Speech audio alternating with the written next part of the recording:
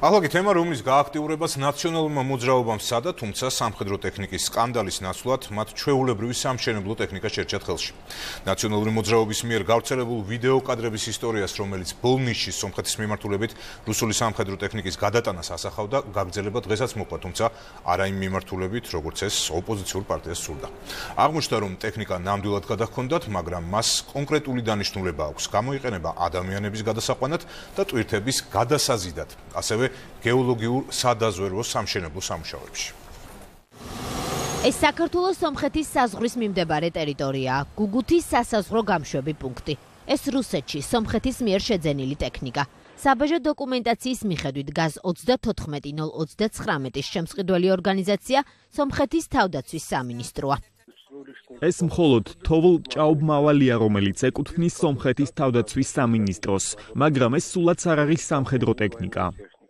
მუხლუხიანი თოვლ ჭაობმავალი ლარსის საბაჟოდან საქართველოს ტერიტორიაზე 21 მარტს შემოვიდა და ქვეყანა 22 მარტს გუგუთის საბაჟოდან დატოვა. ოფიციალურ განმარტებაში წერია, რომ ის ამფიბიური ტექნიკაა, გამოიყენება ადამიანების გადასაყვანად და ტვირთების გადასაზიდად, გეოლოგიურ სადაზვერვო, სამშენებლო სამუშაოებში, ასევე ნავთობ და გაზსადენების, ელექტროგადამცემი, კავშირგაბმულობის, სარკინიგზო ხაზების მომსახურებაში.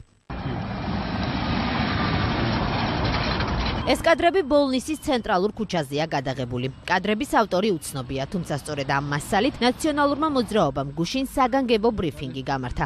ოპოზიციურმა პარტიამ პრეზიდენტს და პრემიერს მიმართა. საზოგადოებას კი უთხრა, რომ საქართველოს ტერიტორიაზე რუსული სანომრე ნიშნებით მოძრავ ავტომობილებს სავარაუდოდ სამხედრო ტექნიკა გადაჰქონდათ. დღეს აკაკი მინაშვილი ამბობს, რომ პარტიას ამ საეჭვო ინფორმაციის დამალვის უფლება არ ჰქონდა.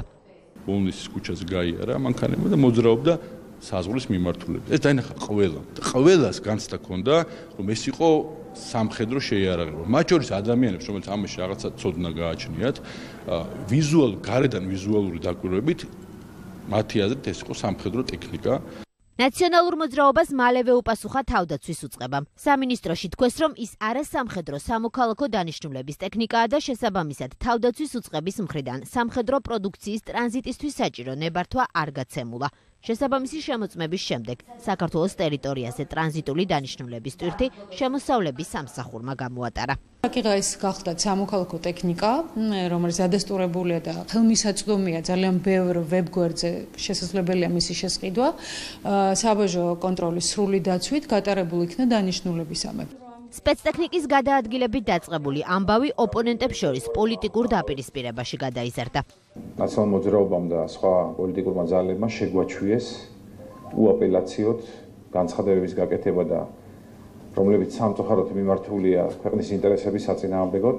იმდენად რამდენად ძალიან კარგად გესმით, რომ ეს თემა არის ძალიან მგრძნობიარე და მისი მსმენელი არის არა მხოლოდ ჩვენი ადგილობრივი მოსახლეობა, არამედ ჩვენი მეზობლები. ვიდრე პოლიტიკოსები საზოგადოების დარწმუნებას საკუთარ სიმართლეში ცდილობდნენ, ფაქტის რუსული კომპანია ეხმაურება, რომელმაც ტვირთი ტრანზიტისთვის შეფუთა. კომპანია მაგნა პაკში აცხადებენ, რომ ტექნიკა თოვლმავალია. შესაბამისი ფოტო განმარტებით კომპანიამ საკუთარ ინსტაგრამ გვერდზე გამოაქვეყნა.